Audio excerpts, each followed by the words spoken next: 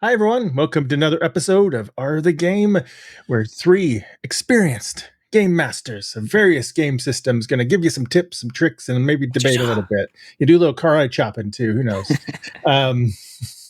And today, what we're going to talk about, since this was originally a series concept by Woody, why don't you introduce what we're going to talk about today? Yes. Brainchild. Okay. Your brainchild. Thank you, Greg. That was perfect timing to totally derail me. Okay, so there are more people getting into RPGs than ever before. And I keep running these people at conventions. They're like, hey, we're getting a team together. We're going to play. You know, we don't know how, but we're going to do it. And you basically have the situation where we're all going to do it. We're all now part of the team. And we're going to do it because we want to play. But how do you kind of approach the viewpoint of like, why are these characters together, right? And that was something I used to really tackle with when I was like, in my early days. But that is a necessary part of the step, because obviously everybody's going to be on board with the game because they want to play. But there is a question of, why are your characters there? And inevitably you run into this problem of these characters are together and it doesn't necessarily make sense for them to be together, for various reasons. And we'll talk about that. But like, it helps with setting up the story and the scenario if you kind of approach this from this viewpoint and maybe have the players addressing their backstory, or you set up scenarios that organically pull it together. And so we were going to talk about some examples from our own recent or past experience of how we did it, and try to get the creative juices flowing as an example to GMs that are just trying to suddenly realizing that this is something they have to think about. Who wants to go first? Well, I got both good and bad. My most successful ones always start in prisons. I don't know why. You guys made fun of me. You guys have made fun of me for it multiple times. But technically, I haven't. You just said it was good. You didn't make fun of me for it. But did you enjoy you really the show should. Prison Break? Did you enjoy Prison Break, Greg? Yeah, I didn't see it. But yes, I enjoyed Greg having my character get psychically tortured. Yes. Yes. And honestly, that is one way, right? You put someone in a survival scenario and you make that survival last so long, and to the point where the characters get connected to some degree, right? And that can't just be one session. It has to be multiple sessions if you can, over like maybe like 5 sessions even. Because then by the time you get out of that, it's going to be like, well, we're not going to conflict at this point. We've worked so hard together. Yeah. The other one that I've had, which is one of my runnings of Waterdeep Dragon Heist, not the one I streamed. It was the one with the Europeans, but that one is dangerous because you're together for like one day in that game. And then you get to the point where you could just separate. And so already your characters are making excuses on why they should be together. If you have good players, by the way, they're going to try to make it work out in some way, because they're trying to. It's part of the fun, right? And a good role player, by the way, is someone who can create conflict with another player without it being like real conflict that can like disrupt the whole game, right? That's actually a good role player. But when you had like these characters that naturally would conflict, they kept saying, well, I wouldn't ideally, work with this person. I ideally should leave the party, right? That is a classic argument. Yeah. Yeah, classic complaint. Yeah. Yep. And that, I mean, it really came down to the fact that, honestly, you can actually sculpt people's backstories to work a little better together, because sometimes you have to do that. And that helps a lot. If they have no connection whatsoever, their own little backstories going off and doing things, it definitely can cause unhealthy conflict down the road where ideally the characters would just separate, and maybe they should. That game ended up with lots of infighting, actually, and it got really heated. It turned into real life arguments, and overall it was just a bad experience of me face palming and just waiting for them to finish arguing for a couple hours. But they did work it out to their credit. Yeah. But well, if I can interject real quick, one of the classic arguments from back in the day, kind of along the lines of what you're talking about, is that when you have an evil character in the party, or somebody is kind of out of control, being like, whatever they want to do, I'm going to like take justice into my own hands, whatever. Yeah. You inevitably have players that go, well, my character should be killing you right now for what you're doing. And and that always becomes a problem because you know where that leads. You know, and it leads in all these directions in real life. You know, it's and that can happen many ways. It's not just a goody two shoes, whatever you call it. It's in this case, it was a guy who is just nature guy, and he just hated working with the party because he thought it was because he got friendly fire a few times. He's like, you know, he's trying to kill me or something like that, right? And it's just like things like that. Is I don't know. There's ways around that. But I would say the most important thing is just to either you force them into a place where they have to work together for survival for a set amount of time, or you create these backstories that at least won't collide, but preferably will actually come together and need to work with each other. Maybe even have unknown connections to each other that they find out, or things like that. Would be my suggestion. Yeah. Marks, what's your direct experience with what does Superman say? Yeah. Superman says, well, first off, we have a previous episode about evil characters, player characters. Yes, we do. You should go check it out. Which is in the playlist over here, maybe. Might even be a little card thing. Well, actually, I think it would be over here, technically, if you're on the computer, but yeah. It's up here. Anyways. I like setting up scenarios. Well, I cheat a lot of times too, because I'll do stuff like in Shadowrun or Delta Green or something like that, where they're sent on missions together, right? Or Mithras with White Death, that scenario where they're working for an agency. If you're all professionals, it makes it easy. It makes it a little easier. And of course, with Shadowrun or with criminals doing a heist or something, they could maybe backstab each other, right? Did you say criminals? Criminals. Okay. It's where they have these moles that are criminals. Yeah. Scoundrels. Yeah. But besides that, I did one thing I really liked a lot, and I kind of repeated with Pathfinder First Edition many years ago. I played Carrion Crown, or I GM'd that, at least the first two adventures. And in that first adventure, what links the characters together is that a hero who could have been a mentor, a friend, someone they ran into, whatever in their past, has died. So they go to this town for a funeral, and you actually get a background feat that ties into how they know that person, and it gives you a little bonus tied to it. And I made them all go up and talk with their character to make up things. Go. And now, why don't you share how you know the character? And they're like, oh, so that was a good way to introduce each other and have them have a link. And then, of course, they want to solve the mystery of his death. And of course, that's is part of the whole adventure, right?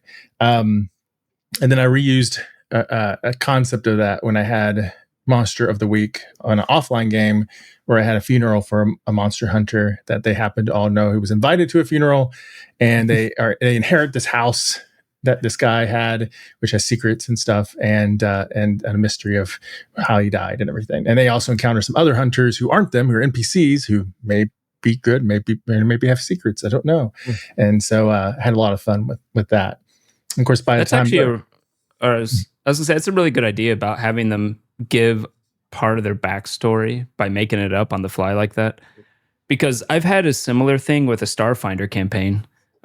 It was one of the adventure paths as well, and they're all supposed to know this one person they're going to go check on, except they don't do anything to make you actually identify with that person at all. So by the time the first session's over, everyone's even basically forgotten about that person, forgotten why they're there, and are just like playing their characters at that point. And it similarly causes issues later down the road. But I'm currently running a Curse of Strahd offline, and which I've enjoyed overall. But one thing I wish I had done differently, obviously it's a concept where you go through the mist, you're stuck in Barovia, and you gotta get out, right? And what I wish I could have done, and I wish they had like put ideas of in there, is some way to give them more of a connection to Barovia, because they're like these outsiders. You're stuck there. It's all about if they have any connection to the other characters or not, because it's a whole strange place to them. And so I think that makes it harder for them to be immersed compared to the funeral one we're talking about. And next time, if I run it, I would think about some kind of connection, like, oh, you have a brother or sister, you have someone special to you that went missing in this mist or something, or this or that, and try to make some connections between them. You're here looking for somebody. Somebody was here on purpose. Yeah. You know, Marks, it just occurred to me now as I propose this idea, this isn't a 20-minute episode. This is like an hour-long episode. We're going to call this. Have I been talking that long? No. But I'm thinking about the things we need to, like the critical points that hit me. This is part one. we're going to have to call how to get the team together part one, because there will be more of this. Because there's so many ways to approach this, and it isn't just one thing. Because so when I was doing it, I basically came up with two approaches. Right. And one approach was they either know each other before the game starts, right? Or they just met each other when the game starts, or they can't meet, right? And so it's one or the other. And there's many ways to approach it, but like both approaches have certain advantages, because like if they already know each other, then you let the players figure it out in their backstories, and they know in advance that they're already a team. But then like there's no emotional connection, right? But it solves a lot of problems. Like it's literally the best way to do it when you're running a game like at a con or you're online or something, right? But if they just meet for the first time, this puts more of that burden on the game master, and you have to do more of the heavy lifting. And so it's maybe not the right way to do it for a brand new game master, quite frankly. But the advantage to that is kind of what we're seeing in like the consensus here. And I certainly will have a couple examples of this in just a moment. But like the big thing is you have to start that campaign with either an extremely complex series of social encounters and intertwined backstories that you're managing, or you have to have something that hits them like a train wreck, and they go into a situation that is so significant and impactful that it builds those bonds through the conflict of fire. Right? Like they go through some experience that is so significant that they build those emotional connections. And I actually find that actually results in kind of a stronger campaign, because instead of having these nebulous backstories that people have created, you now have an experience that everybody's shared, and suddenly they are bound together in real life in this campaign, as well as through their backstories, because they have something that actually happened, and they all like they can relate to it, and it kind of like they have these battle scars, which is suddenly okay, this is why we're together. And I find that is the better way to do it, if you can do it. It's not good for every story you want to tell, but it does build a stronger game with more unity. And what are some examples of that? Like, I know that you can do like survival to create that bond, that big conflict at the beginning. Well, straight up what you did at the start of your Star Wars campaign, Greg. Right. But what are some other ones? Like maybe... Okay. So what I'm doing right now is I have this multiverse campaign. Let's just say it's sliders done right. But I have... No Fox executives getting away. Yeah, that show is just nothing but a case study in missed opportunities.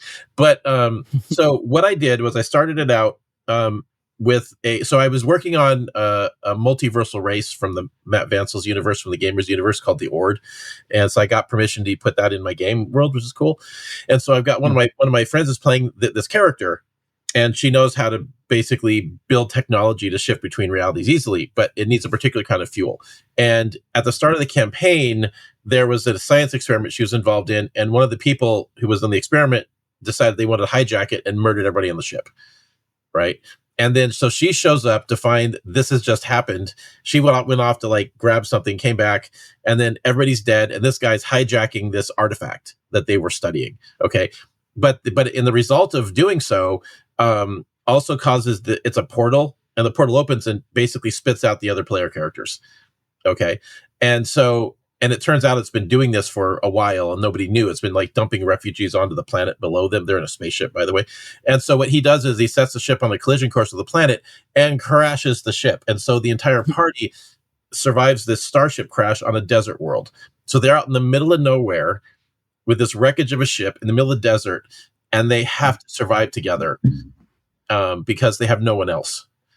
And they have to trek across the desert in search of this mineral that they need to fuel the last remaining dimensional drive that they salvaged from the ship.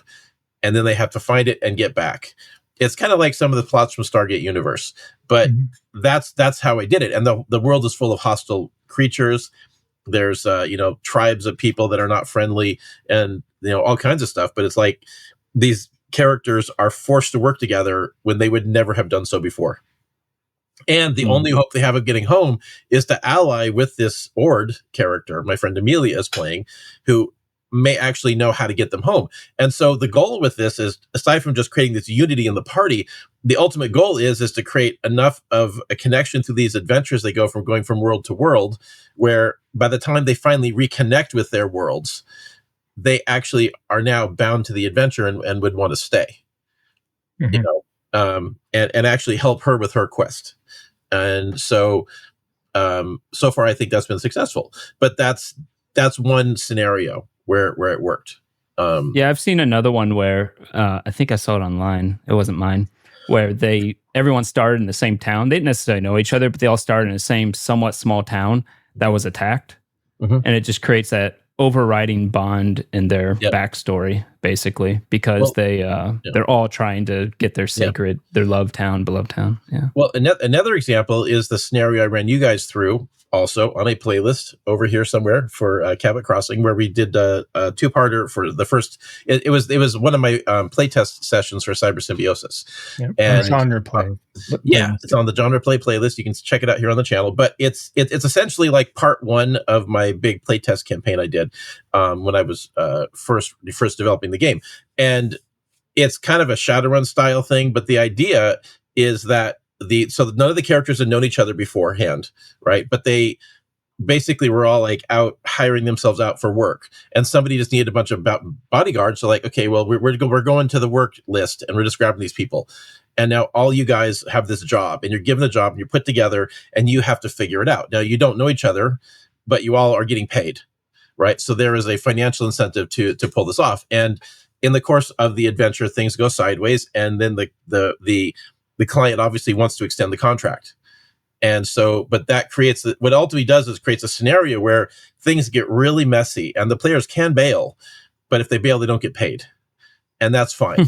but they, like ultimately you have this adventure that stretches over a matter of days. It's like actually we took part one and divided it into two parts for you guys, but it's actually a 4-part adventure that ultimately culminates in a mob war in the city. And so, but like spoilers. I know, but it's not anymore. I mean, you guys pretty much know that's what's happening at this point. But like, it creates a situation where the players are at the center of this huge event that's way out of their weight class, and they somehow have to like navigate to the end and actually make it turn out okay. Or it could blow up in their face, and they're running for their lives. But like, ultimately, either way it goes, that event would essentially forge some pretty strong bonds amongst the party, because there's going to be gunfights. They have to fight to save people's lives just to get paid. And when it's at the end, they kind of will have forged into a team. Yeah. And so I think for me, what you don't want to do, which is what happened a lot when I was a kid with D&D, was a bunch of people go to a tavern and something happens, a bar fight or somebody goes, "Hey, you want to go on a quest?" Marks. It's tradition. I know. It's exactly where the one that went wrong did what I did. although what's really funny about that though is like first time Julie and I ever went to Dragon Con. It's a convention in Atlanta. It's really good. And we were talking about like, what's the likelihood that you go on a venture and you would just something whatever. And we get in this elevator. Somebody walks up. "Oh, that's cool. Sure. Oh, thanks. Yeah, great. Where are you going?" "I'm gonna go to this place." "Oh, great, cool. I'll go there too." And then somebody else in the elevator, "I'll go too." And we're all like going together. I'm like, we're a group. It happened exactly like that, but in real life. Yeah. Yeah. I was also going to mention, there's players that are good at keeping people together, and if you find those players, give them cupcakes or whatever. I don't know, but because having someone like that helps a lot. But also, sometimes you just have to remind players that there's bigger stakes going on, that there's reasons that they could stay together. And ultimately, if they want to have fun, they should try to make reasons to stay together. I mean, if it's completely impossible, then yeah, maybe your GM did something wrong, actually. But, if you're nitpicking and just finding reasons to make pointless conflict that's not healthy conflict, maybe you should look inward a little. But, but that's pretty rare. Well, I think that it's part of the adventure. Like, the goal is for it to make sense, because you can obviously just throw people together and go, "Okay, we're playing this it's cool." Yeah. And if you're just doing a one shot, who cares? But like, if you like, I think where all this is going ultimately is that you want your campaign to last. And you talk to a lot of people that tried to get a game together and they couldn't do it. But the reason why they couldn't do it is because the people didn't really have the bug. Like that they weren't bit, because like for me, I had it. Like it was a priority for me to do this because this was a big hobby. It's what I really enjoyed doing it, but I wanted to be there. So it's like the only reason I don't make it to a game right now, which is rough because I'm the GM most of the time, but it's like if I don't make it, it's because I'm at a show. I am working, right? And like I am building the career. I'm like, I don't know what my book is, but basically I'm like, I am selling this mofo right here, and I'm I thought you were going to put up Riff's book. I don't know. I'm not selling Riff's books. I'm sorry, but maybe one day. But like the thing is like that's the only reason I wouldn't be at the game, right? Other than death in the family or whatever. But like yeah. So it's like for me, it's like it's a priority because it's like there's a camaraderie. I want to be there, but you get these groups that they don't have that, and so it's like they're not really that committed. It's only the person trying to organize it who is, and there's the essential problem is I think this is how you keep a group together. Is you make the experience better than going to a movie. You make the experience better than staying home and watching Blacklist or whatever their show is, right? Like it has to be a form of entertainment that is so cool that they can't get it anywhere else. Yeah. And this is how you get it. You build investment in the story. Yeah. Yeah, for sure. Yeah, for sure. And if you are a player, because I'm a player a lot, I'm probably more of a player than most people here. And now, right now, I used to GM a lot more. You brag, Greg, you're such a player. I'm such a player, man. But if not to pick on the person, I'm not going to say their name or anything, but if you're getting friendly fired by your own team and it's an actual mistake, and you might be like, oh, my character is going to start getting upset because that's what they would do. Just make it a joke. Don't make it a serious thing, because like things like that, no one wants something to break over something random that happens like that. That's not even that serious when you think about it. And, but it would make an excellent joke. So, joke. I like friendly fire. I wish it happened more often. And I love it when people like they can be in on the drama of it. But like the guy that says, well, I'm gonna be mad because that's what my character would do. You don't really understand what you're doing then. Like that's you miss the point. Especially D&D. I mean, you're gonna short rest and be fine. Don't worry. No, it's not like check out our injuries episode. It's not like neck rest or something. Like my arm is gone. I would be a little perturbed. Yeah. If you say I'm going to take a rest, I'll be fine. Your GM is failing hard. Like it is. That's not how it should. If it is just a scratch, then yes, of course. But yeah, exactly. But like if you were impaled, you don't just walk that off. Yeah. But if we want to.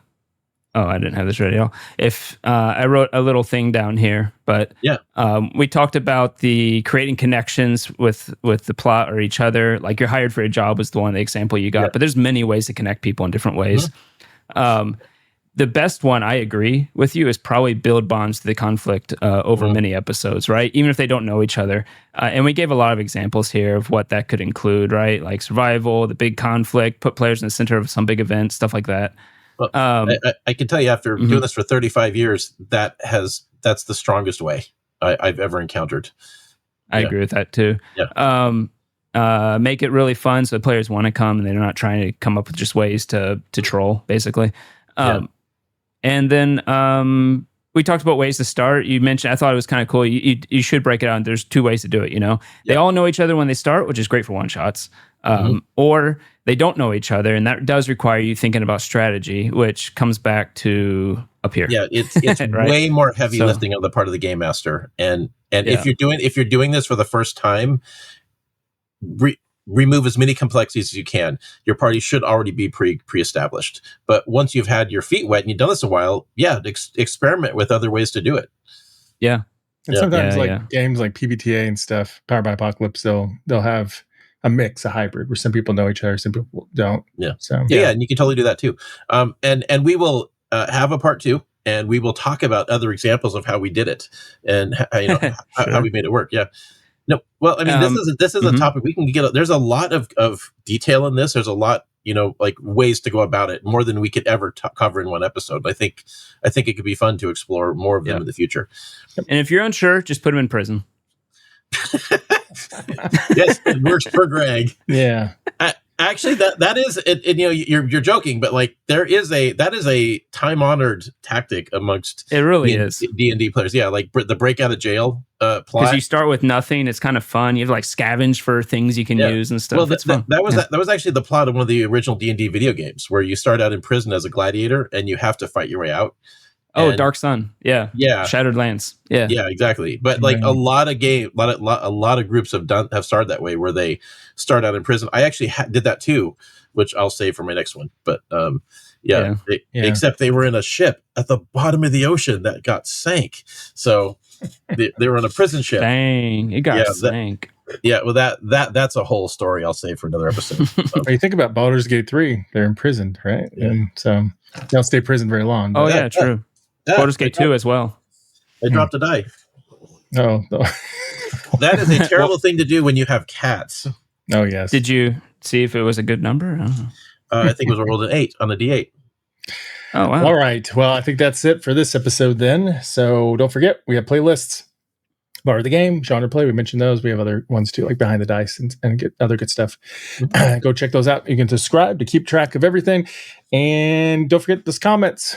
Let us know what you think, what your thoughts are about assembling your team, and share some stories there. And we'll keep an eye open and make it a conversation. So, yeah. All right. Well, thanks, everybody. And until next time, yar. Cue the theme song.